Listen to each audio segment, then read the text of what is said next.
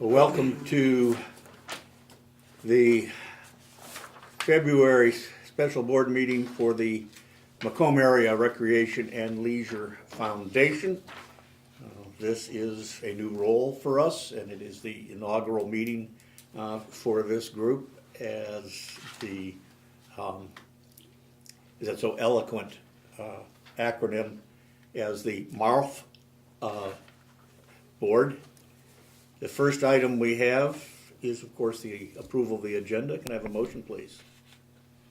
So moved. Okay. And a second, please. Second. Moved and seconded. All in favor, please. Aye. Opposed, and the agenda stands approved as published.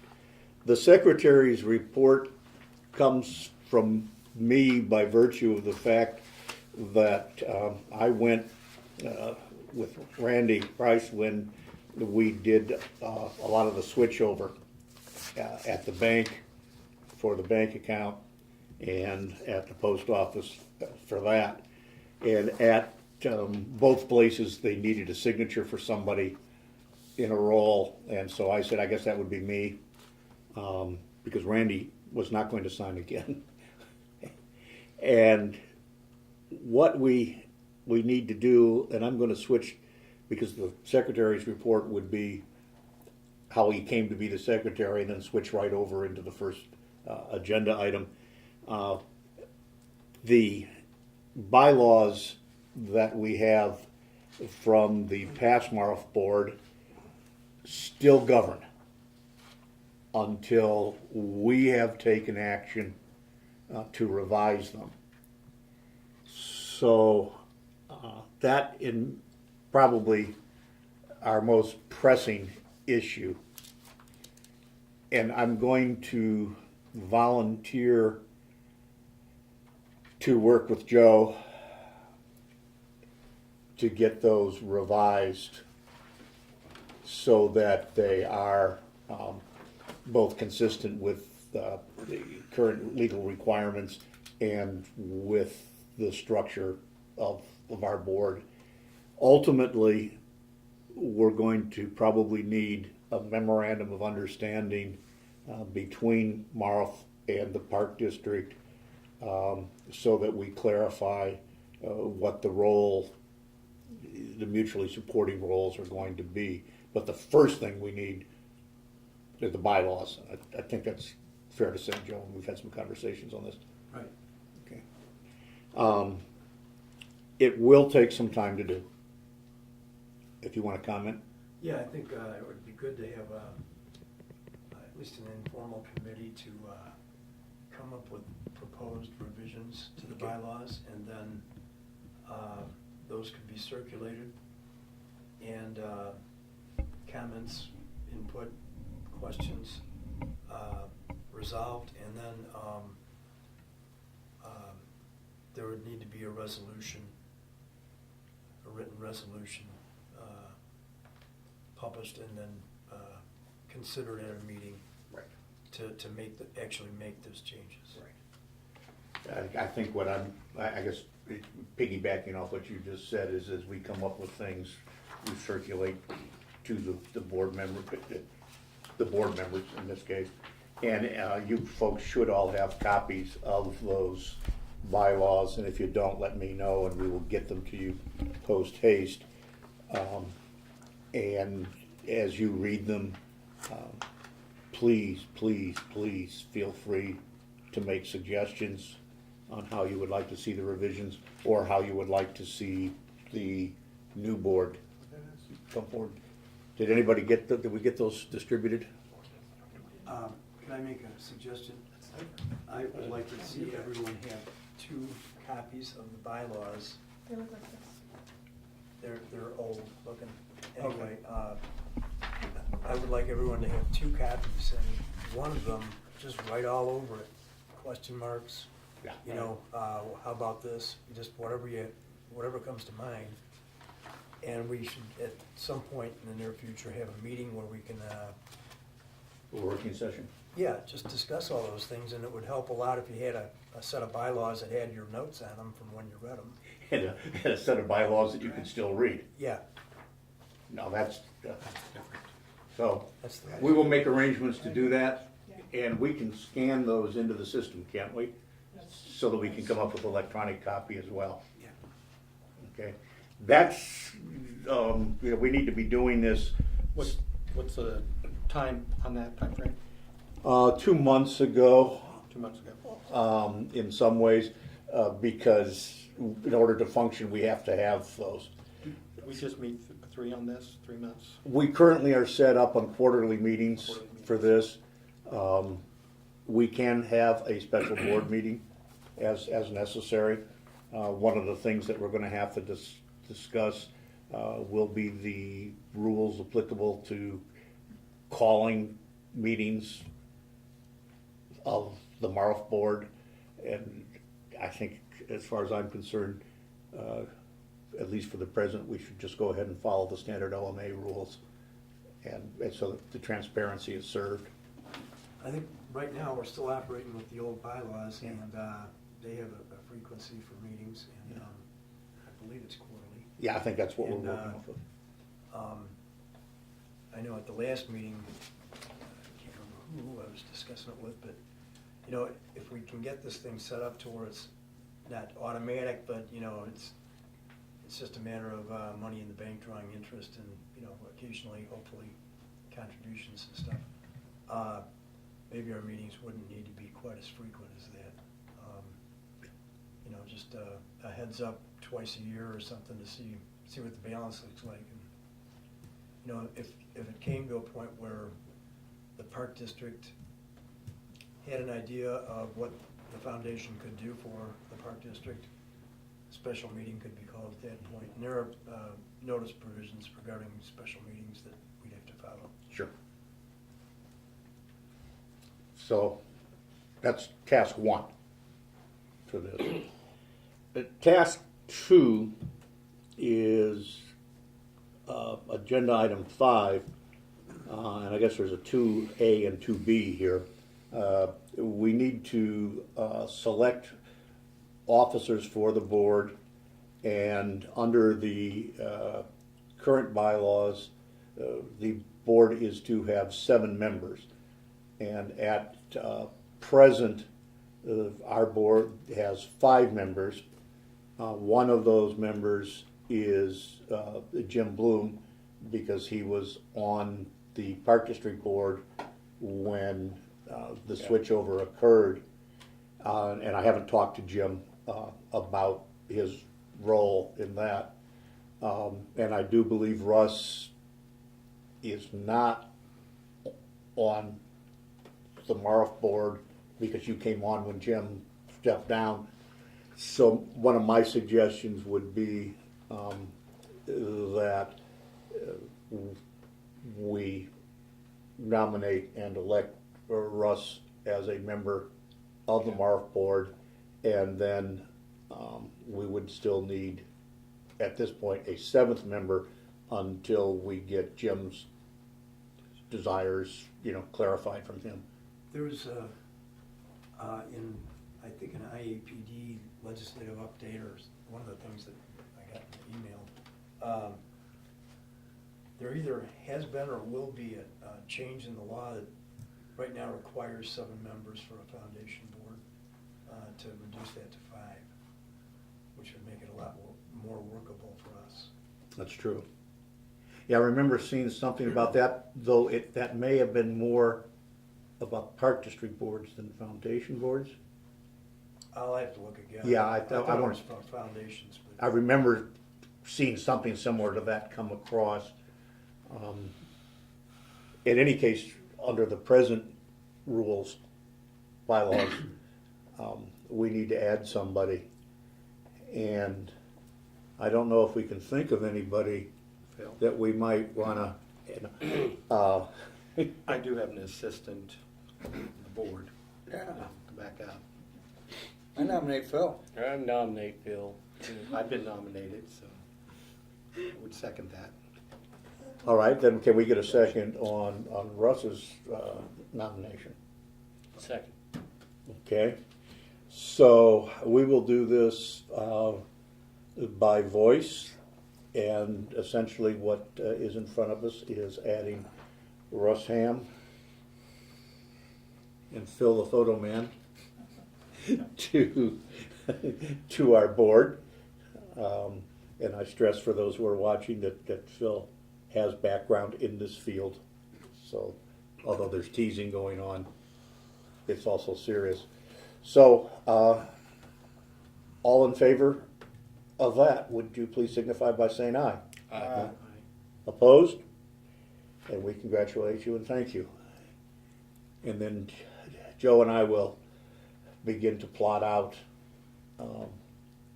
our strategy on this. And if I could ask Chris to,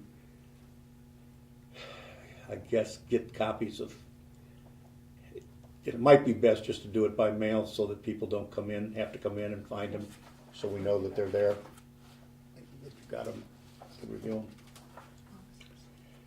Now, we have another item to close this up, number 6. We didn't elect officers. Huh? We didn't elect officers. We didn't elect officers, thank you for that. Joe, I think you need to say something about the officers here, explain what your feelings are. Well, we have to have a president, and we have to have a secretary treasurer. We don't have to have a vice president, but,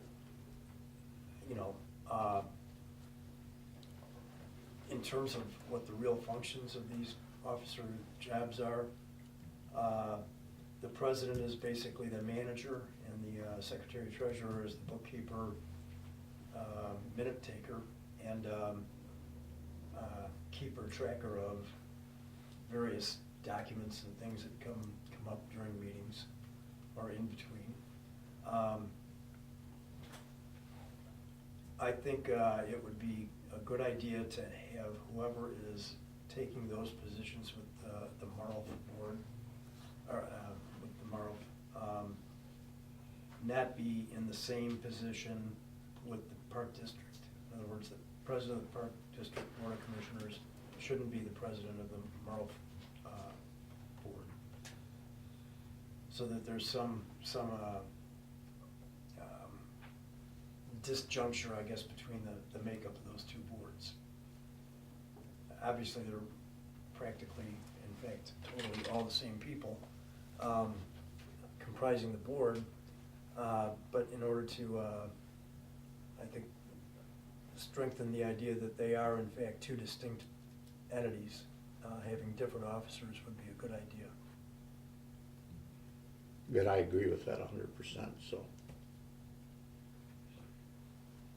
At this particular point, I have a feeling that the duties of those officers are not going to be particularly onerous.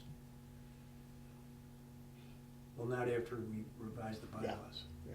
Till then, there's probably going to be times when not just the officers, but everybody involved is going to be, called to meetings and things like that. So, but once we've got that nailed down, I think if we do it right, it should be not self-managing, but sort of like on autopilot. So I guess I would ask at this point, who would like to step forward into the president role, which would, at that point, be responsible for running meetings and all the rest of it, and who wants to do the secretary treasurer.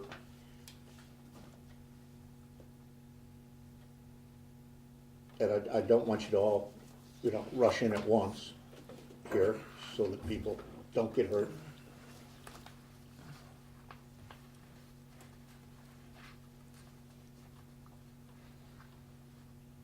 Are we gonna do this to Phil again, or?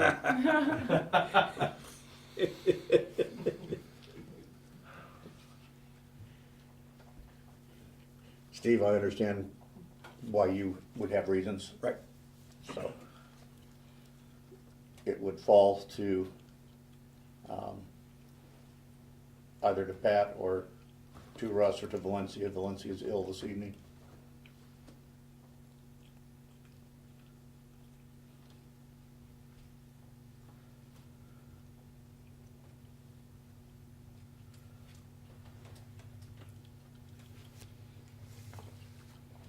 I mean, I understand needing separation, but I am a very good note taker, so I'd be willing to continue to be the secretary.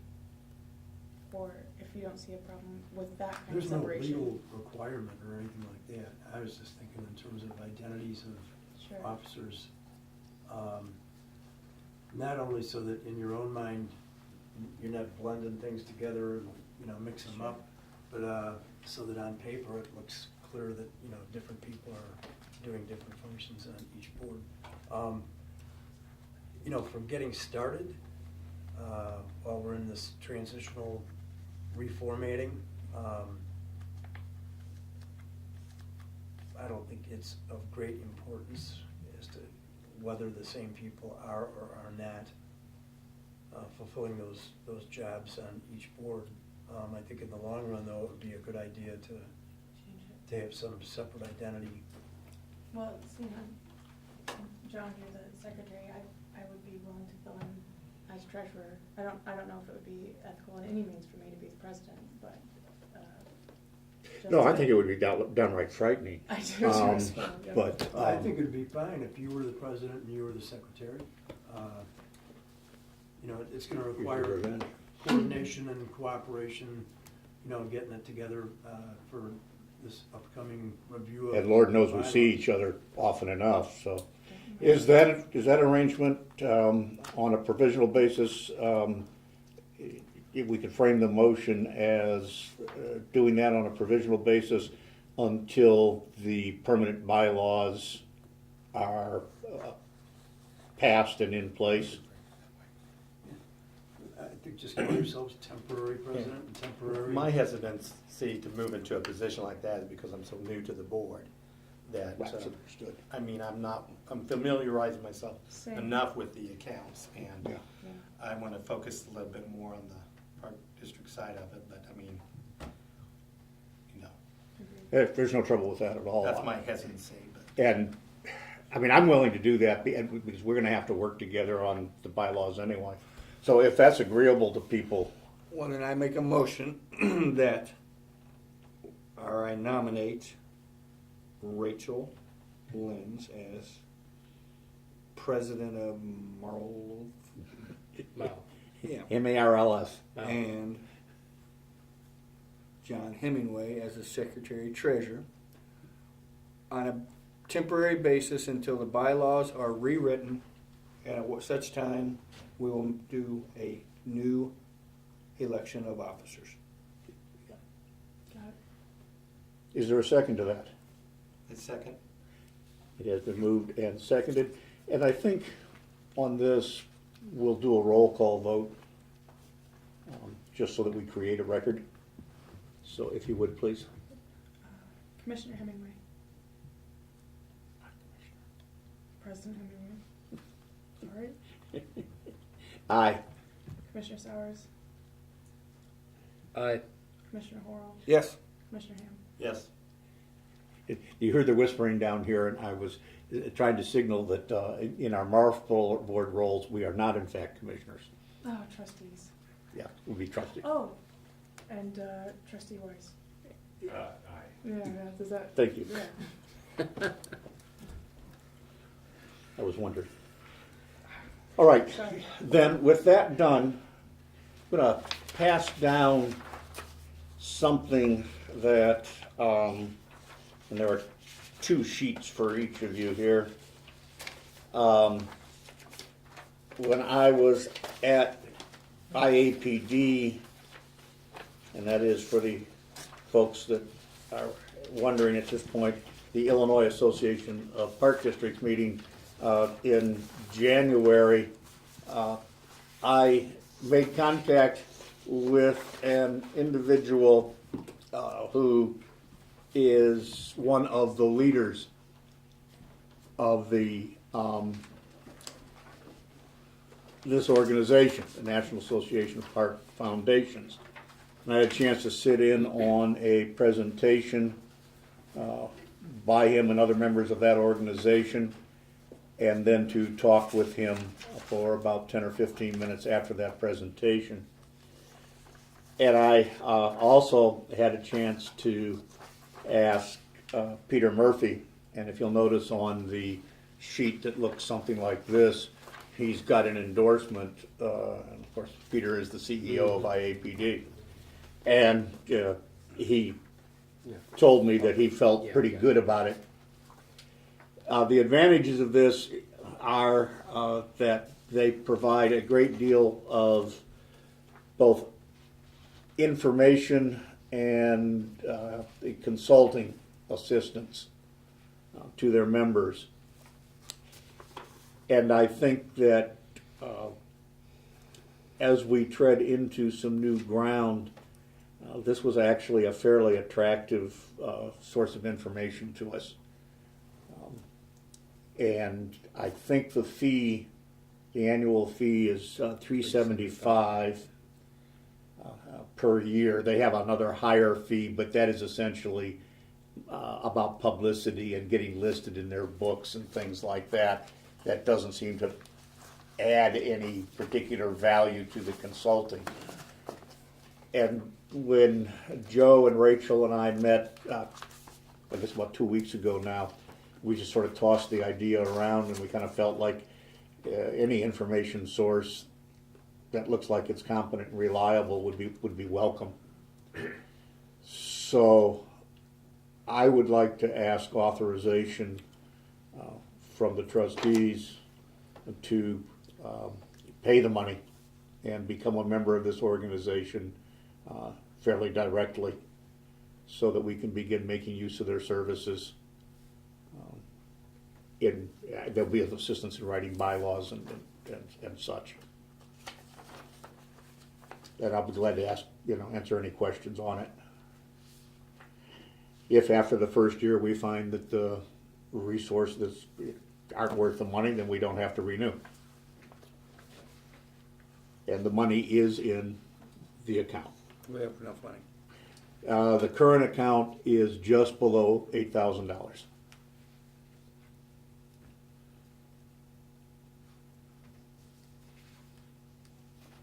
What we don't have is checks, but that's a matter of going and asking the bank to please order us some checks. We could use counter checks for all the checks we're writing. Well, that's true. I'd just like to comment that sure doesn't look like much money for what could be a wealth of information. You know, other people who've maybe stubbed their toes a few times and found out the hard way what not to do as opposed to what to do, we could benefit from that. On the other hand, too, if it seems like it's really of no benefit or not spending lots of money, I don't think $375 is exorbitant these days for what promises to be anyway some pretty useful information.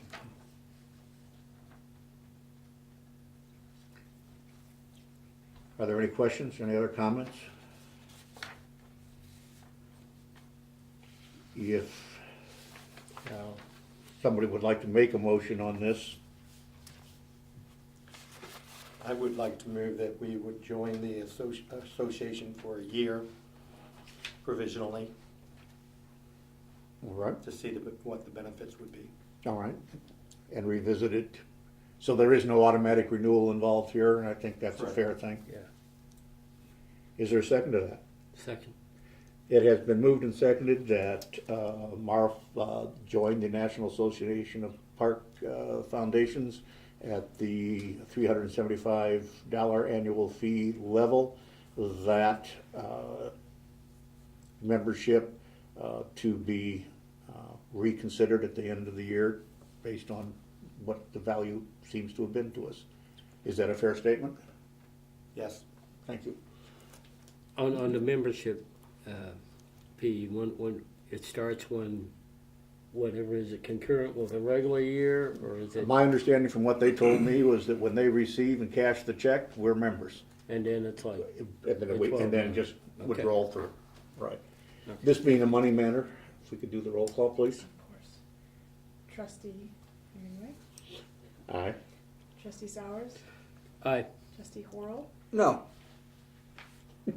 Really? Trustee Ham, Yes. Trustee Weiss. Yes. Okay. And with that, we come to the end of this. I would have won money on that, by the way.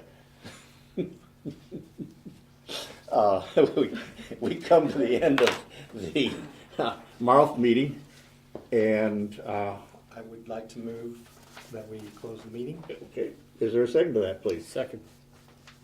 All in favor, please? Aye. Yes. Opposed? Then the Marth meeting stands adjourned, and this will allow a certain amount of paper shuffling as we move directly over into the February meeting of the Macomb Park District Board of Commissioners. And the first item would be the approval of the agenda that you have before you. So moved. Second. It has been moved and seconded to approve as published. All in favor, please? Aye. Opposed? The agenda stands approved as published. The next item is the consideration of and action on the minutes from the meeting of January 17th of this year. Are there any corrections or additions to the minutes? Then hearing none, can I have a motion to approve, please? So moved. It has been moved. Is there a second? A second? It has been moved and second to approve the minutes of the January 17th meeting as published. All in favor, please? Aye. Aye. Opposed? Then the minutes stand approved. Bills and transfers and monthly financial statements. Commissioner Ham. I have been meeting some at the Park District office. I'm still kind of familiarizing myself with the accounts. I am relying a lot on Chris Rankhauser's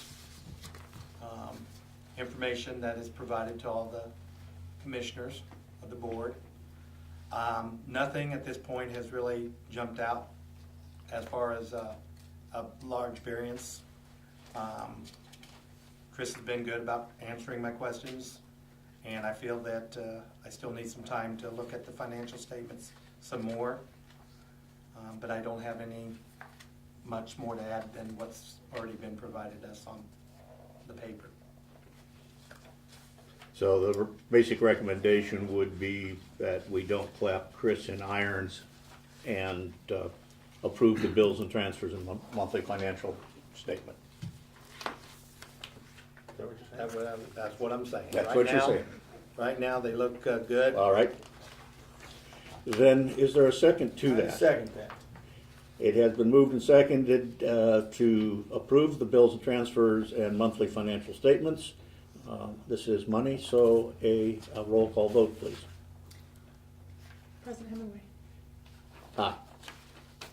Commissioner Sowers, Aye. Commissioner Horrell, Yes. Commissioner Ham. Yes.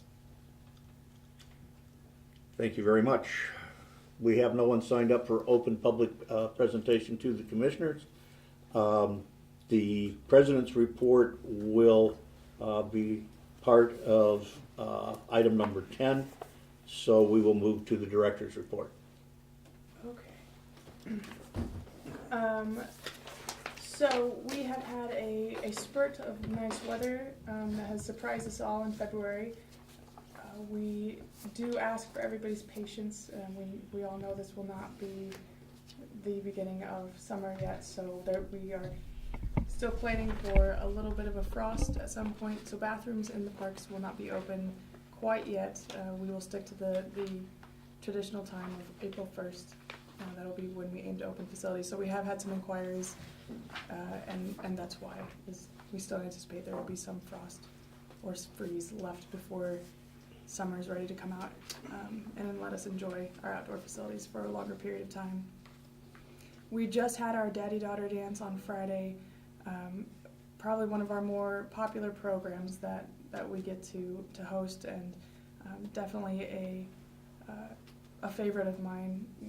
We want to take a second to thank Pella Corporation. They sponsored our event this year, It was a first for us to have a sponsor for this program. We didn't go and seek them out. They attended one of their higher ups attended our event and reached out to us and said, this fits within what we like to support in the community. We see it being valuable, and so they offered Wonderful. to support us. So we really are very appreciative of their generosity, and they do a lot for teachers and youth in our community. So just a great shout out to them for that support. But we had close to 100 people there, not quite that 100 mark. I'm going to beat that goal one of these days, but we did have about 97 people show up to the event. Hy-Vee did a great job with the food. We had great staff who stuck through the entire event with me. I don't think I would have been able to handle it otherwise, so big shout out to the staff who were there the entire event. Let's see. Lakeview is really seeing some new daylight, not only because we've taken some of the things off of the windows that were blocking the light, but just because it is so clean and so new. And I'm thrilled to see some of the changes that Natalie Shelley has started out there.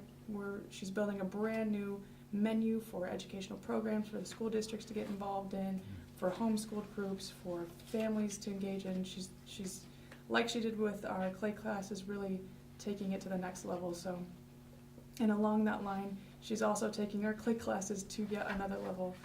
We've started providing birthday parties. Even though it's not something we've offered, people have enjoyed her so much they've asked it of us, and we are happy to oblige. She's a wonderful person, so we don't blame them for wanting to spend extra time with her. And she's also began doing classes out at Grand Prairie Assisted Living. Her very first class, I think she had 18 people enrolled. So our ceramics department is just booming right now, and we are so extremely thankful to have Natalie Shelley on board. Other than that, March is going to bring a few changes for us. I'm very excited about. The superintendent search is well underway, and we have begun interviews. My goal is to have a second round of interviews done before the middle of March, and maybe even a decision before that. So depending on everybody's schedules and when I can get those arranged, we might have a new superintendent of events sitting with us, at least for introductions at the next March meeting. So, and lastly, we have one more family dance at the end of March. It's our masquerade. This is for families of all shapes and sizes. We want to offer anybody and everybody the opportunity just to come and experience an eloquent night with dinner and dancing and music and fun, and an opportunity to make memories outside of the normal atmosphere. So March 24th is the date for that. Other than that, trying to think.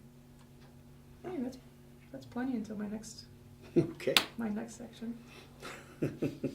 Are there questions for the director?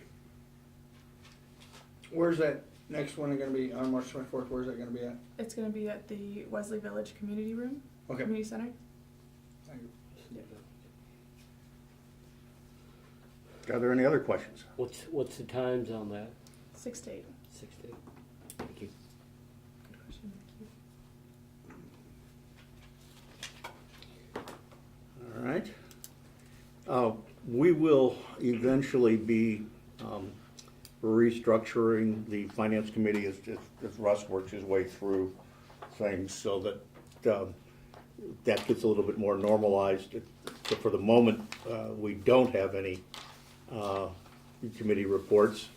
So we move to item 8, which is the presentation of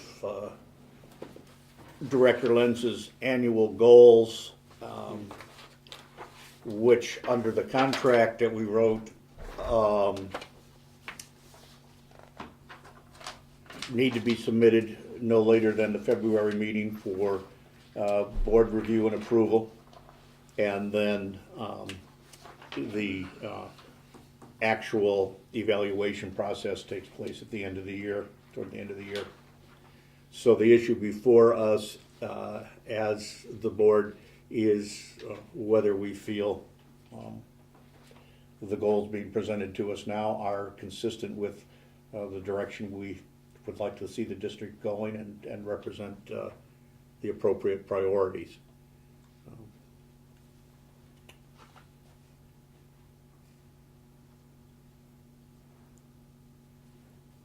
And if I may just reiterate, this is just for the first year.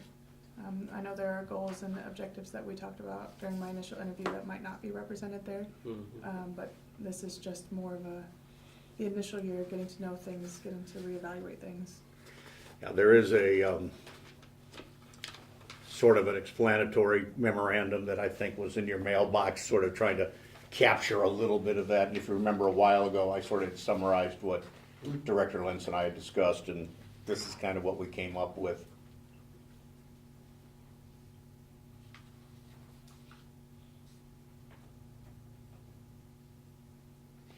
So, questions, comments? The motion that would be in order would be simply to approve. I guess we would say to acknowledge receipt and approve.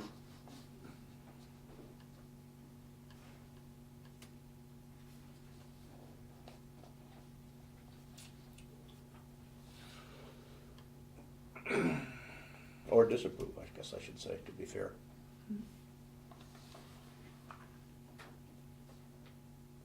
I move that we accept or acknowledge the acceptance and approve the goals set forth by Executive Director Lenz for our first year of employment, as pursuant to Article 11B of her contract. Is there a second to that? Second. It has been moved and seconded that the board acknowledge receipt of the goals and approve those, again, as stipulated by Article 11B of the director's contract. I think this too should probably receive a roll call vote. Commissioner Sowers? Aye. Commissioner Horrell? Yes. Commissioner Ham? Yes. Commissioner Hemingway? Aye. Thank you. Why aren't they done yet?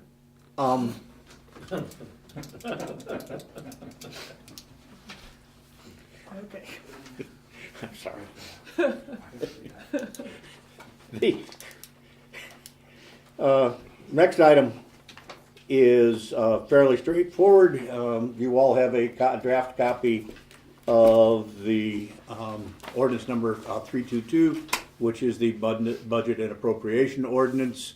An ordinance adopting and making a combined annual budget and appropriations to defray all necessary expenses of the Macomb Park District and the Board of Commissioners of the Macomb Park District, McDonough County, Illinois, for the fiscal year beginning January 1, 2017 and ending December 31st, 2017. And once again, for anybody wondering, yes, it is necessary to read all of that. There is no action that's required at this. Not mistaken, this was published for public scrutiny on Friday, and we will come back and action on this at the March meeting. I would also just like to interject. As this was my first budget and appropriation ordinance, I did seek the counsel of Mr. Peterson because this is probably one of the most complicated documents I have ever encountered in my life. And although he was happy to take a step out of retirement and go over it with me, he said it was probably the most mundane document that he ever had the opportunity to work with. There are sections that just don't make sense. And so for that reason, I would say, if you have questions, I would be happy to go over any and all of it with you. If there is an instance where it just does not coincide with what our budget actually looks like, it is just this document. So I'll jump in and say that every time we got to this point in the year with this, I had to listen to Ray Kvetch for at least 20 minutes each meeting, complaining about the formatting and things like that. And there was sometimes a wailing sound in the background that I took to be Chris, the business manager, while doing all this. But I too would like to thank Ray for being willing to jump in. That brings us to item number 10, which is a report and discussion on management of Glenwood Pool with the intergovernmental agreement with the city and action possible. I've been promising this information for a couple of months now, and I do want to thank Rachel and Chris and Sharon for pulling together, in some ways for the first time in one document, an overview both of finances and attendance of the pool. The background for our discussion, in addition to getting a handle on the management of the pool, the current IGA with the city expires this year. There is a clause in that IGA that says that if either party does not wish for the existing IGA simply to roll over, that party needs to notify the other party within 120 days, give 120 days notice.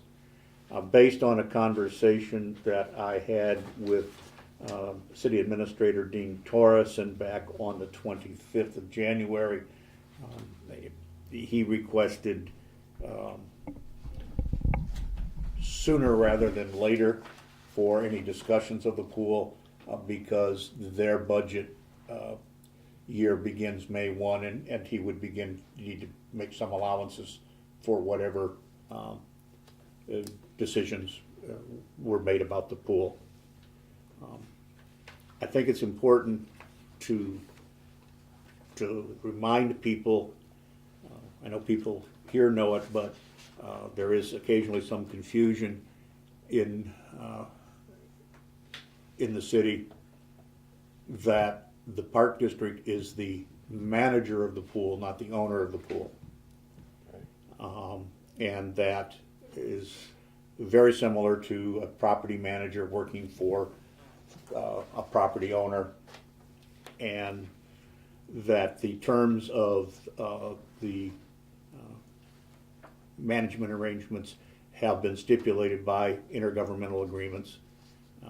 They've been basically 3-year agreements. And I will say that I have some concerns.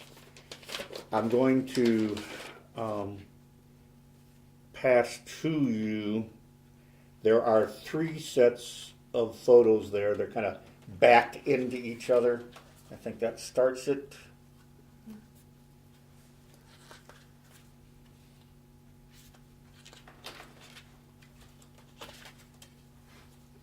And that should, yeah, and then I this. think you missed one on Steve's phone.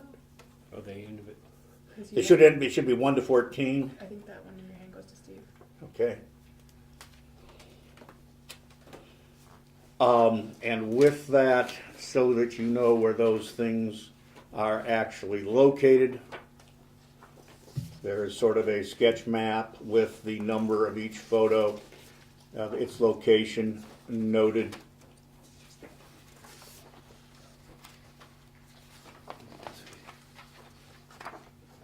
And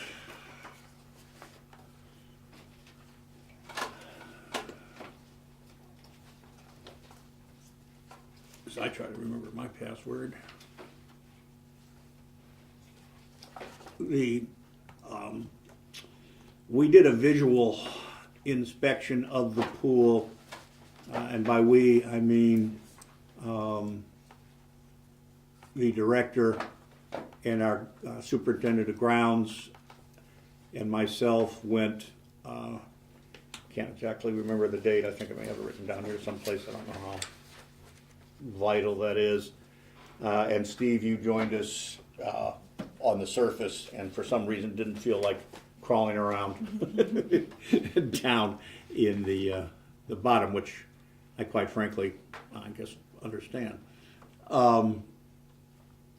So I will walk you through kind of what you're looking at on the photos. The first one is at the southwest corner, and what you see there is the putty caulking between the deck and the pool liner beginning to pull loose. The next one, number 2, you will notice the significant bowing in the pool wall. That was the result of a prior incident. You can see the putting that was done there, the putting running, say, between the 5-foot marker and then the white liner. That putting seems to be holding, but the bowing is still present. I emphasize that we're looking at this without water. The next shot is from the door into what I refer to as the catacombs. The long shot. This runs underneath the deck between the bathhouse and the pool on the east end. The arch support there is approximately right below the high dive. Thank you. Thank The you. cast iron pipe, that you see there, that runs the course around the pool. Right. All right. It is being, obviously you see it's capped there. It's not used, but it is supported, and you can see the hangers there. So it's hanging from the bottom of the deck, cast iron. Okay. It's been there for years. Right. And as you go around, you would start to run on the, say, the north wall of the pool, it makes a 90-degree turn around there, and it is supported by piles of bricks and things as it runs down through there. The next shot is simply of the concrete and the metal support element in the concrete. I am told, had some conversations with some people over at Western in the construction management department, and I don't want to pin them on anything. This is my interpretation of what they said, is that those iron, I guess we'd call them support elements. I'm not a construction guy. Support elements there are at the bottom of the concrete support beams. They're the weight-bearing element. That is some of the deterioration that you see there is the sort of natural to it. There was some feeling that maybe this was a little bit more advanced than might be expected, and that was shot number 4. Shot number 5 is a long view. If you remember, in shot number 3, we had that long shot down through what I called the catacombs. This is towards the far end of that. You'll notice up against the far wall, that would be the south wall. There are a couple of piles of dirt, and then you can see where there are low points against that wall. And though that's water drainage, and the drainage comes down past the storm sewer cap that was put in a while ago, and you can see how there is some drainage down into what appears to be a growing hole that at times shows evidence of spilling over. You can see a little bit of the trough running away from that. Okay. Then leading on to what is number 6. This is looking directly at the wall between the catacombs and the pool. The pool liner would be just to the other side of that. Okay? And you can see the fragmentation in the cement there. This is a weight-bearing beam. and you can see the sort of edge lip that it rests on. And next shot on number 7, and the numbers for these again are on the back. So number 7, you can see where some of the ceiling has begun to break through. The deck is right above this. Same situation for number 8. I showed these to Director Peterson, and he looked at them, and I asked, did you know that there was plywood under there? And he said no. And I don't know the significance of that. Number 9, this is a weight bearing.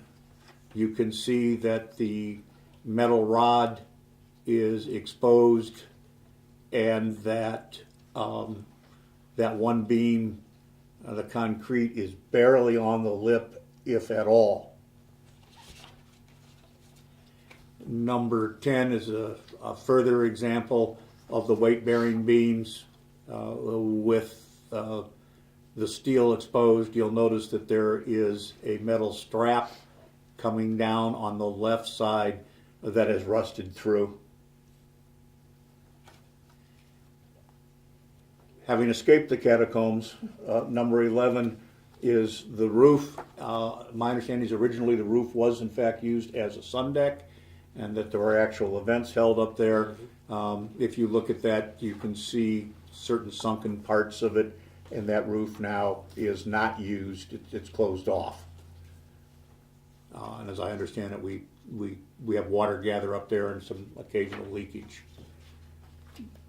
In number 12, we go inside, and you can see the rusting and deterioration of the ceiling, and I believe this one is in the women's locker room. If we go then to 13, we have a similar situation. I believe this is in the men's locker room area. And then the last one, number 14, is the end wall. That would be the north wall of the women's locker room, and you can see the stair step fracturing in the mortar of that wall.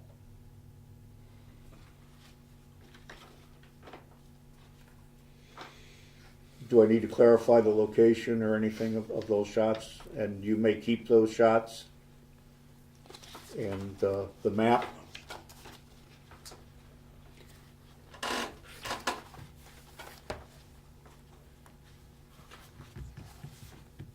You also have in front of you, as part of this report,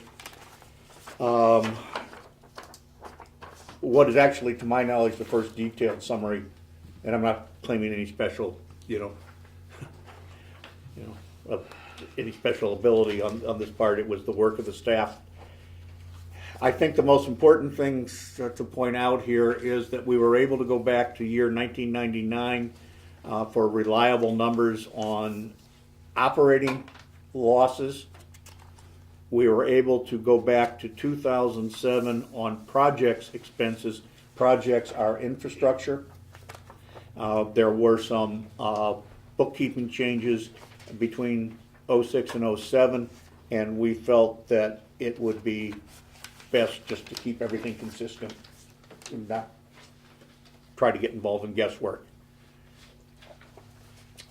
The result of this is that from 1999 to 2016, the total cost to taxpayers from the Park District,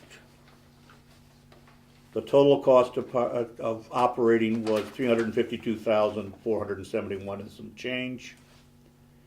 The 2007-2016 totals were $258,264.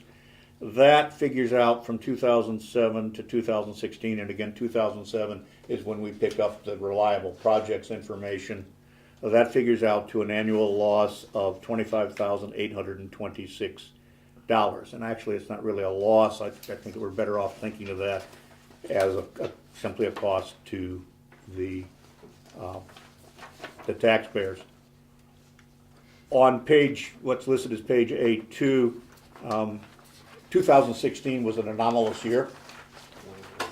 So you see the same figures repeated, except the 2016 is removed so that the effects of that anomalous year are minimized. And then over on to A3 for convenience, the variances between the 2015 and 2016 data are presented. Table B1, over on page B1, is combined city and district. According to the IGA, the city and the district split in half the cost of infrastructure. So what we did here was to take the 2007-2016 project expenses and just double them. That may not be a utterly completely precise figure, because some expenses the park district just went ahead and carried by itself. But if you look at the line for 2016, 1999 to 2016, the city's projects expenditures, the district's projects expenditures, and the operations loss. In those 20 years, the taxpayers paid $475,301 for that pool. We repeated the process of below that of taking out the year 2016 as an anomaly, but quite frankly, because there were intensive project costs involved in that in 2016, I don't think that should be overlooked. The last bit of information is on attendance. And once again, we went back to 2007, re-examined our receipts, and we were able to determine the length of the season. Average days open, we were open 56.9 days. We have a turnstile count, and that's simply people through the gate. But then we have a maximum daily and a minimum daily, and those are unique visitors. All right? That means that one person is through that particular day. The turnstile counts, of course, are just cumulative aggregate numbers. So what we had was a maximum daily attendance average of 218, a minimum daily average of 14.6. For 10 of those years, the minimum daily attendance was in the single digits. The average daily attendance was 93.3 people. If we want to, and I think in this case we probably should throw out 2016, we find that our maximum average was 227.9 and our minimum daily was 14, daily average 98.2. If we take the daily loss and divide it by the average daily loss and divide it by the daily average attendance, it works out that there is a loss, an expense to the taxpayers of $4.94 for each swimmer. If you look at it and think about how many swimmers there might actually be, the highest number on any one day was 291. After that it was 287. After that it was 274. Then 256 and down. I would estimate that we have approximately 350 to 375 unique swimmers represented in the data. There's no way to really pull that out.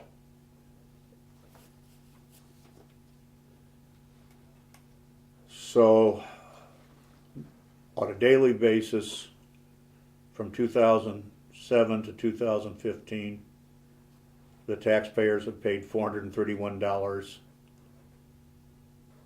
and per swimmer, $4.94.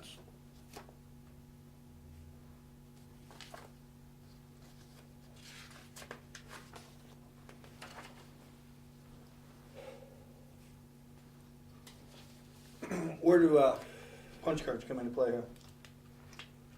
I'm going to have to defer. They're recorded in the attendance records.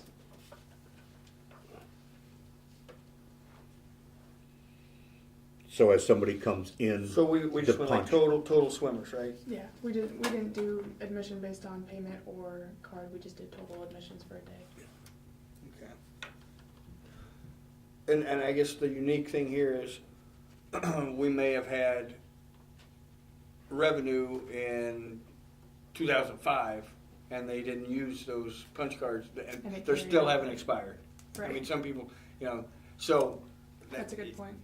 yeah, We didn't sell them for a year, it's just a number of punches. right. And then every once in a while we run a special, you buy a 40, you get a 10. And so, those, Yeah, there was just no way to capture it. right, Yeah, it's so- tough, No, that's a good point to bring up because it's not represented in that those who, like you said, maybe bought cards in 2005 could still be using them today. We don't see that revenue Yeah. year after year. It carries over because it's a gift to our taxpayers, in a sense. So that's a good point to be made. So that daily average cost could be a little bit higher and just not represented. On that point, maybe I missed it, but there's no analysis of any revenue, like gross receipts or anything for any given year in this analysis, is there? There's not any analysis in that sense. Essentially what we're saying is we've already counted whatever revenue we earned. That's our floor, basically. Yeah, and then what we've got is Is lost. whatever expenses are lost below that. Right. And I'm gonna look at Chris for a second. So what we are seeing with the operating loss is with the admissions and with concessions. Yes, Okay. such is included in that. Yeah. Okay, so Revenue. any And revenue is concessions. already factored into this? Into this operating Right. loss number. Right. And that was a question that the three of us got together and, as I was doing this, I said, please, these are the ideas I'm working with, correct them if I'm wrong. So we double checked that as we went through this. Well, I think it's important that we understand that we're all under the agreement that it's the bottom line of what it costs to run the pool, regardless if it's swim lessons, which we charge. We didn't do it, we lost money on, we knew we were gonna lose money on swim lessons Absolutely. because it was a service, it was a life-saving thing to teach children how to swim, right?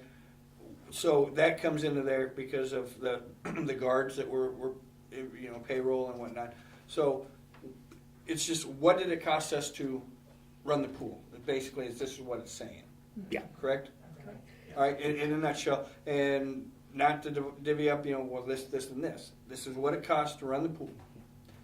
Is it worth it? In the Midwest, if you're gonna run an outdoor pool, you're not gonna make money.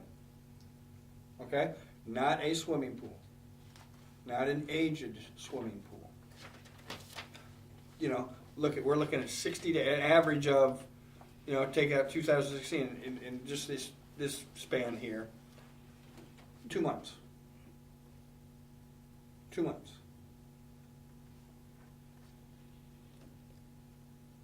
I think if I could help, recognizing that we're running later than usual here, if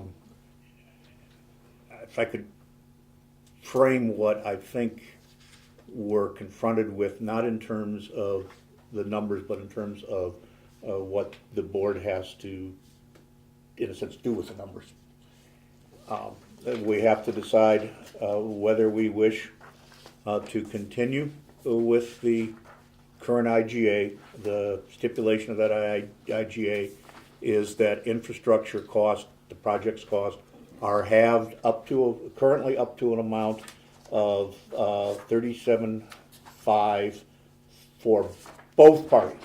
So the total is $75,000, and that is a per incident event. So that we could wind up spending 75 once, 75 twice, according to the current IGA. And then also that the Park District absorbs operational losses. The question before the board is whether we wish to continue the current IGA with those stipulations, whether we wish to renegotiate for a new IGA, and if so, under what terms, or whether we wish to continue managing the pool. Basically, it's the range of questions that we need to address.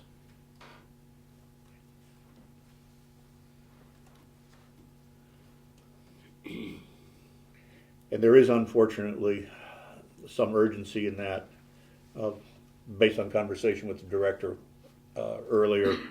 The director indicated that for her planning purposes, she would need to know. And then, as I've already indicated, that City Administrator Torreson needs information. I have shared with him the spreadsheets from which this information was assembled, so that he would have some information going forward. I will say that City Administrator Torreson's easy to work with, and I find it very easy to be frank with him and share that information. So, I think it would be helpful to establish basically a deadline by which decisions need to be made. I mean, there's a 120-day notice requirement in the current IGA, isn't there? there is, but with the issue is budgetary concerns pressing on us for the upcoming swimming pool season. Right. Which is a factor going into whether to renew or roll over or Precisely. renegotiate. Well, I think we're past the 120 day for this year. No. No, actually, it's from the 120 days from the signature date on the IGA. It wasn't signed until September. So I guess we'd have till Yeah. May or something, but that will not be very conducive to getting anything done, it sounds like. Yeah. I don't understand. 120 days before May, or before September 1st or whatever date. Yeah. Are we locked into this year? No.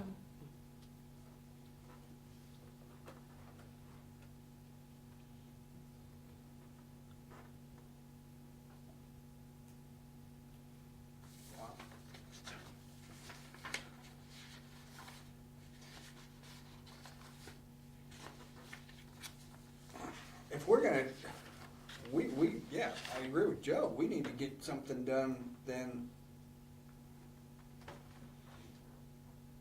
Post haste.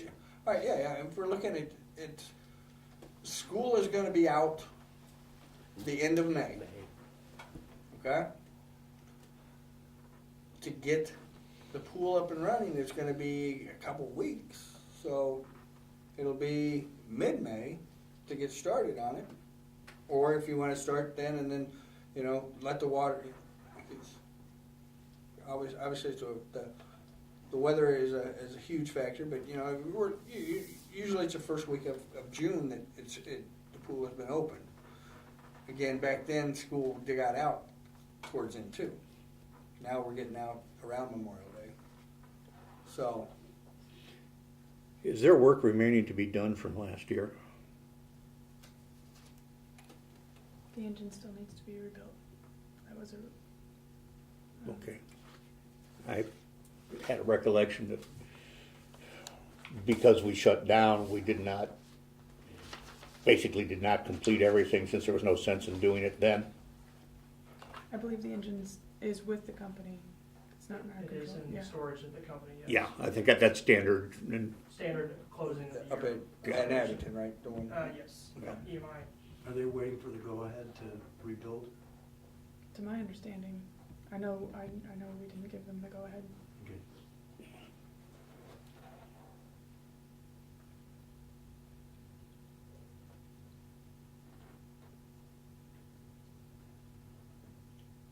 I'm going to be very honest and say that I have significant difficulty continuing at this level of expenditure. And again, tossing out 2016, for, as Steve said, essentially a 60-day operating season.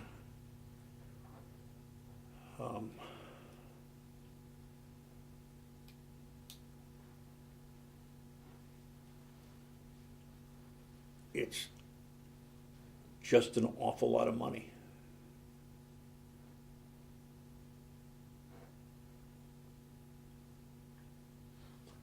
And we don't know how much longer the pool itself will. Well, where's the city? Where are they standing on it? I have, in my conversation with Administrator Torreson, he indicated that it was his feeling that there was probably a majority on the council that would like to see the pool remain open, and the mayor has made it clear that that is his preference.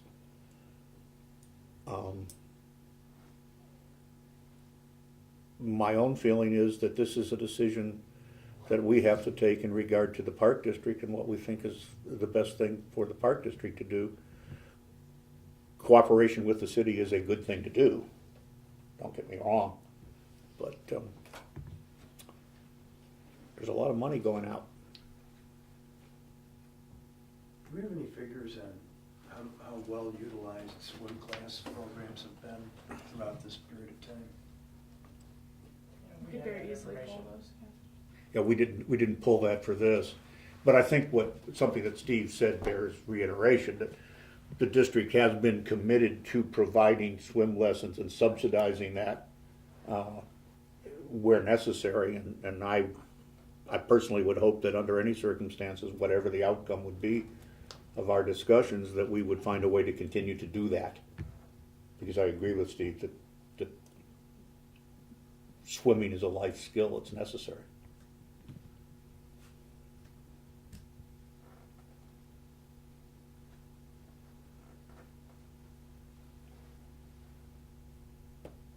Well, I believe our past boards have taken that approach to always keep that as something we don't want to lose. And I think there are a number of opportunities to pursue that. But Is there any possibility of having a joint meeting of, I'm not even sure what committee we have. to be the steering committee, Steering committee, and then the city's park and pool committee. that would be what would happen based on the action that we would take here. And in your discussions with the city manager, Dean Torreson, do you know when their committee meets again next? I think the answer that based on what he told me, I will summarize his words, is we'll be there when you're there. So it can be a pretty hastily arranged meeting. Yeah, I wouldn't want to use the word hastily, but we could probably get ourselves together quickly. In light of the time constraints that we're working with,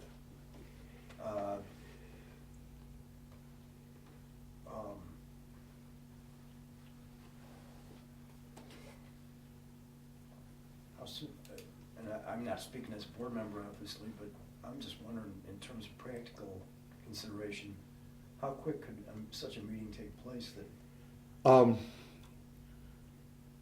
Once we know what the board's pleasure is here, if we'd make a decision about that this evening, I'll call Dean tomorrow. But there's no reason for us to meet with them until we know the answer to whether we want to renegotiate the IG on what terms if we do, and whether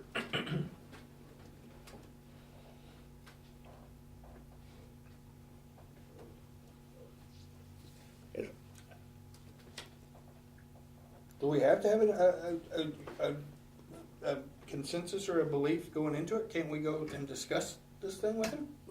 well, what are we going to discuss, Steve? What do we say? The options. And then bring it back to the board. I agree I'd say with the that. operating losses that are only borne by Park District money would be a good point to start with.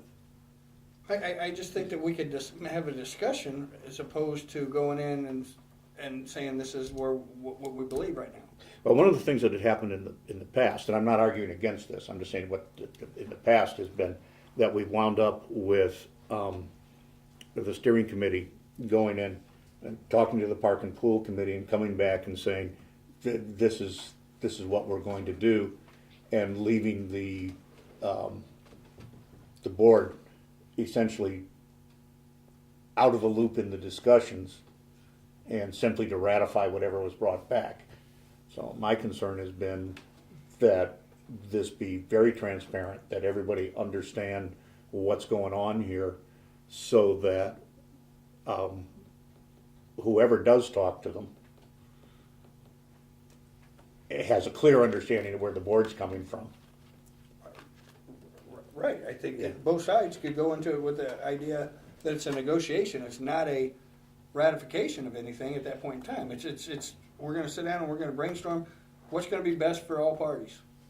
If I might interject, and I know this is a board function, so I, just as the operational aspect and thinking from the side of Mr. Torreson, there is one line in the current IGA that makes me nervous as somebody who relies on certain parts of the budget, and as we enter into one of our tightest budget years.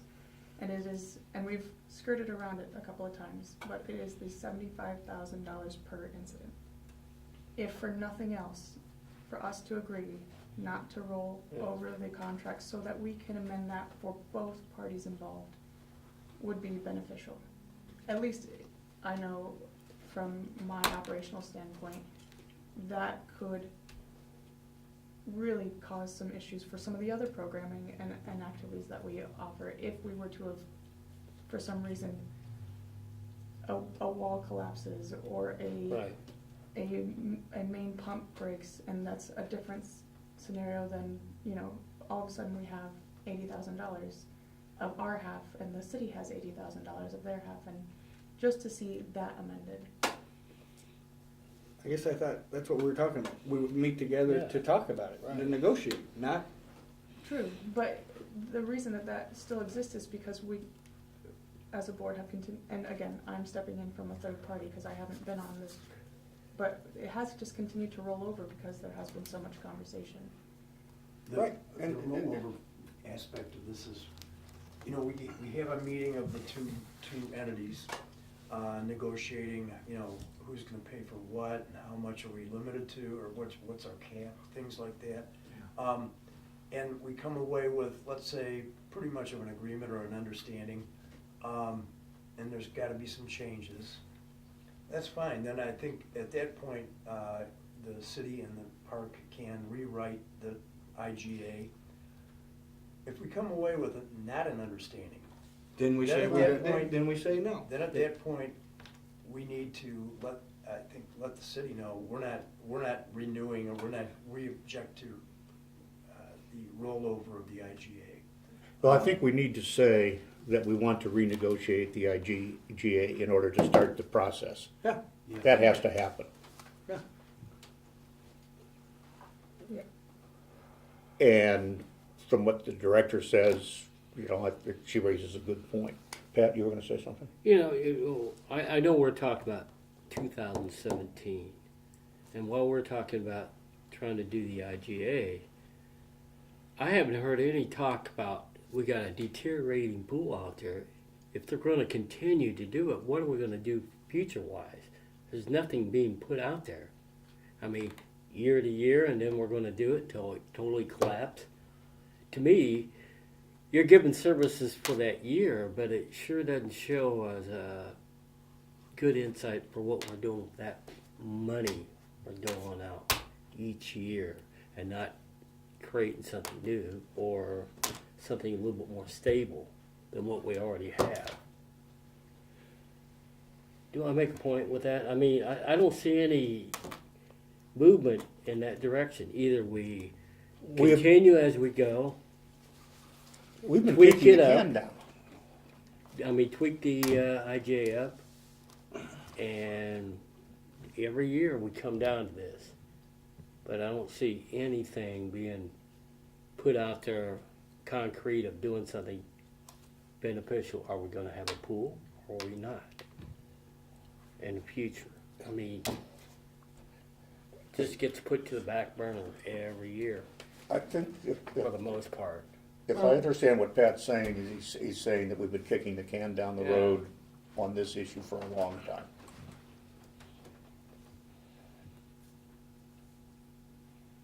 My big component of that whole thing is that we're going to put the money out, and the city's going to put the money out.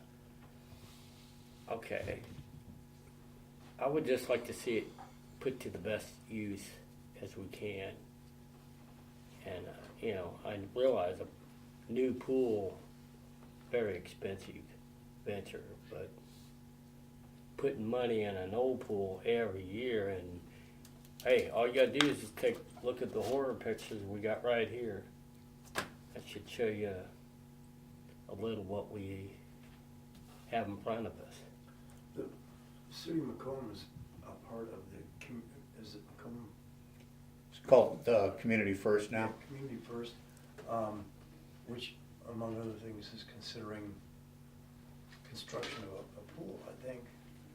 I don't know what the status of that project is at this point, and that's a very neutral statement. I just You know, don't know. they're being the other party of our IGA, they may come into that negotiation, that meeting, with some other insights that we're not, having the benefit of, in terms of the likelihood, or non-likelihood of, the existence of a new pool in anybody's lifetime here. I think that would be a valid area to inquire about. Well, I think what it does though, Joe, is it introduces a bunch of hypotheticals when what we've got before us are some fairly firm financial issues and decisions that we have to make. And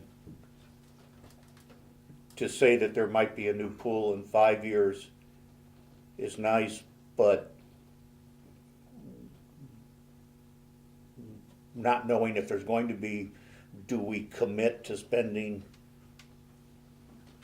$431 a day of an operating season for the next 5 years? I would just really, I agree with Pat in that we have been delaying some sort of final action on this. A few years ago, we had an IGA which said that we would put a referendum on the ballot asking people if they would support a new pool. And that was agreed to, it was passed. But for a number of reasons, a decision was made, and it wasn't made by this board, to not go ahead with the referendum on the idea that this Community First project might come to be, and I would love to see the Community First project happen. But we have, I think what we have in front of us is a financial decision to make now about this upcoming year. And however we plan, however long the IGA would then go, to run.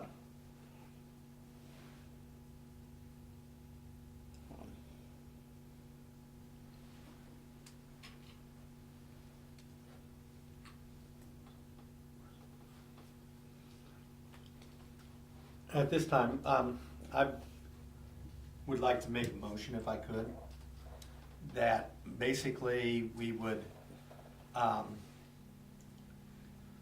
not automatically allow the IGA to roll over until we've had time to sit down with the steering committee with the city and to discuss some of our concerns. And then hopefully with the next board meeting coming up, we can revisit this in maybe open meeting and come up with a more, with more information, a decision of whether or not to continue with the 3 over. But I don't think we should automatically allow the rollover.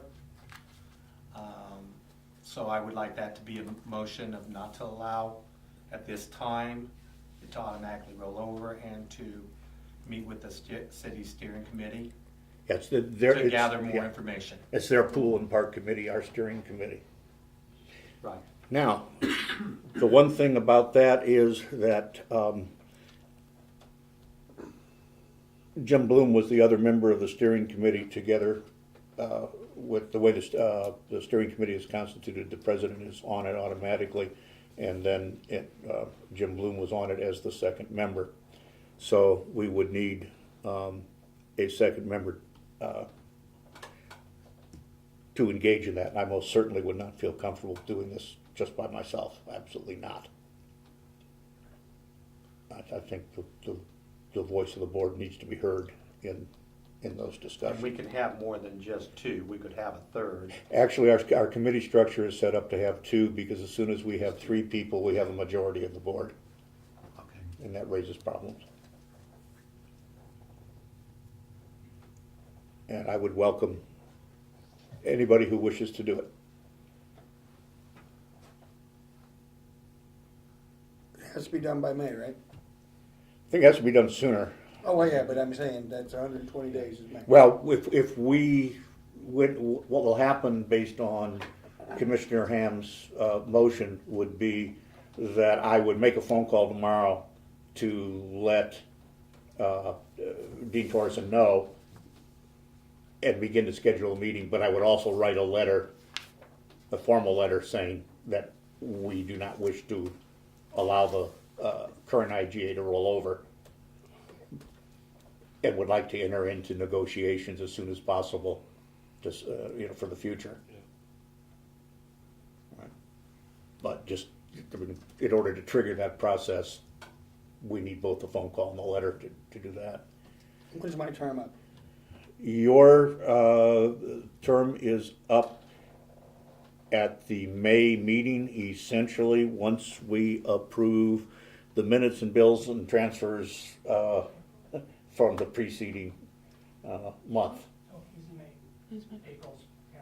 April's the election. April election and the financials. I'll do it. Speaking of it. You'll do it? I'll do it. I would very much appreciate that with your experience on the board and in pool. So if that is agreeable, It's logical. well, if it's logical, then we've got a problem. Okay, here's a motion.